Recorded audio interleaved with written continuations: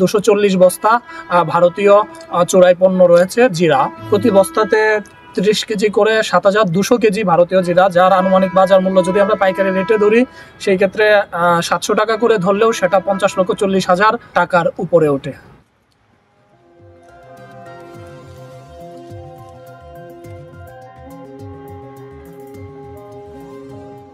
কিশোরগঞ্জ জেলার ভৈরব থানার নাটালের মোড়ে চেকপোস্ট স্থাপন করে আমাদের CPC 2 ময়মনসিংহ 14 ব্যাটালিয়নের সদস্যরা আজকে বিশেষ অভিযান পরিচালনা করে আমাদের কাছে আজকে সন্ধ্যাতেই ইনফরমেশন ছিল যে ভারতীয় কিছু পণ্য, আমরা কনফার্ম ছিলাম না সেটা জিরা না অন্য কিছু, ভারতীয় কিছু পণ্য শুল্ক ফাঁকি দিয়ে আমাদের এই রোডটা হয়ে ঢাকা যাচ্ছে।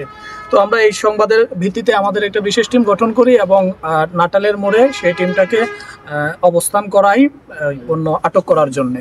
তো আমরা আনুমানিক রাত 11:30টার দিকে আমাদের যে টার্গেট ছিল সেই টার্গেটকে ফেস করি এবং চেকপোস্টের মাধ্যমে তল্লাশি করে বুঝতে পারি যে সে একটা ট্রাক ইউজ করে ট্রাকের উপরে ভুসি এবং কাঠের গুঁড়ি দিয়ে নিচে ভারতীয় চোরাচালানকৃত জিরা নিয়ে যাচ্ছে। প্রায় পরবর্তীতে আমরা এটা জব্দ করি এবং সাক্ষীদের সম্মুখে জব্দ করার পর আমাদের ক্যাম্পে নিয়ে আসি। ক্যাম্পে নিয়ে আসার পর দেখতে পাই যে এখানে 240 বস্তা ভারতীয় চোরাই পণ্য রয়েছে জিরা। প্রতি বস্তাতে 30 কেজি করে 7200 কেজি ভারতীয় জিরা, যার আনুমানিক বাজার মূল্য যদি আমরা পাইকারি রেটে ধরি সেই ক্ষেত্রে 700 টাকা করে ধরলেও সেটা 50,40,000 টাকার উপরে ওঠে। ভৈরব ক্যাম্পের বিশেষ অভিযানে আজকে অর্ধ কোটি টাকার অধিক মূল্যের ভারতীয় চোরাই পণ্য আটক হয়েছে।